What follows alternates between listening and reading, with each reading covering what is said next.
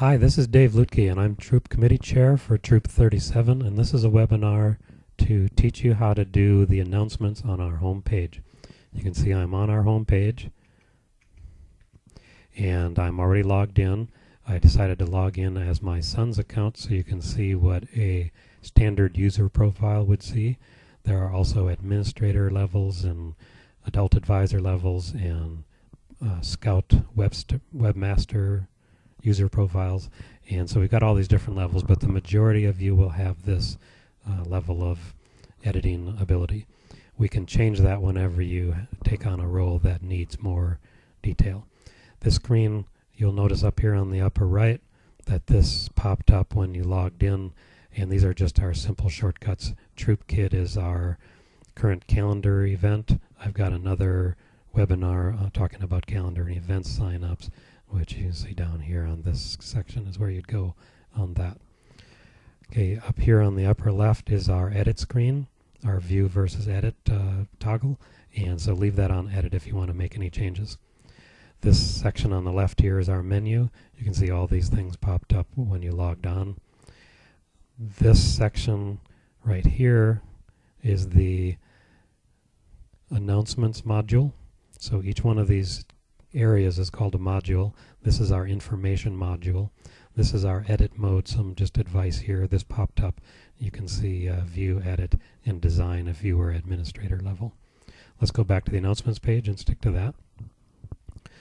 If you want to add a new announcement to this thing, you go down to this lower left part here, and you can see where it says add new announcement. You'd click on that, and another screen would open up that will help you do that. If you want to change one of the current ones, see the little pencil next to each one of these? That's a edit button, and when you push on that, that same screen that I'll show you in a moment pops up. So let's go ahead and add a new announcement.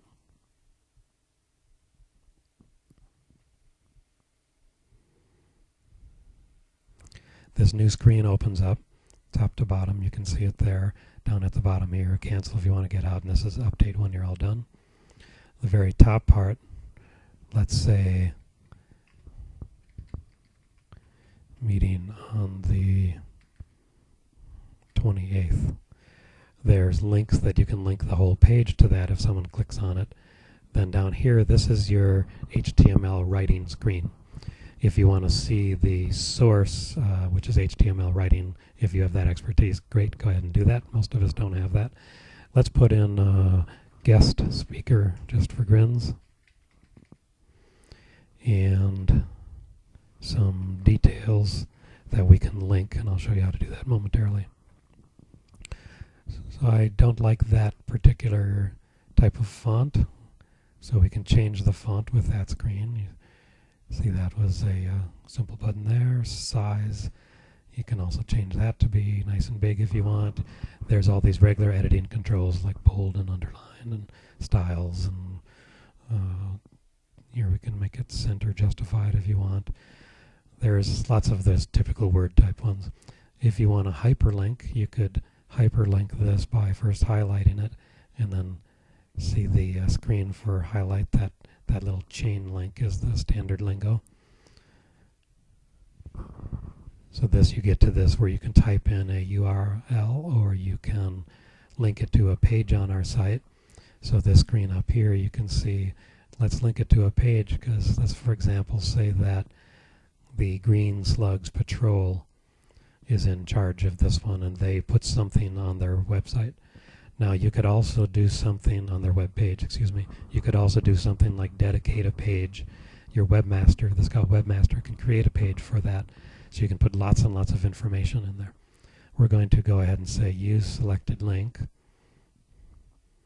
and hit OK. And now that'll show up as a hyperlinked. Let's increase the size of it just so that it's a little clearer. Now if I wanted to add a photograph or some other graphic, see this lingo up here, this button up here, this insert edit image, and I'll go over that with another webinar on how to do that, because there's some details on file sizes, etc. If we were to insert a page here, it would show the outer limits of that page, and you can change the size after it's in but it is easier to change the size beforehand. Okay, let's go down a little farther on the page. By the way, this size is limited mainly because our announcements page, we'd like to keep it small, otherwise people get bored reading through page after page of the announcements. The idea, this is sort of a bullet point. You can go to the details if you want to add more points for anyone who's interested in going that far.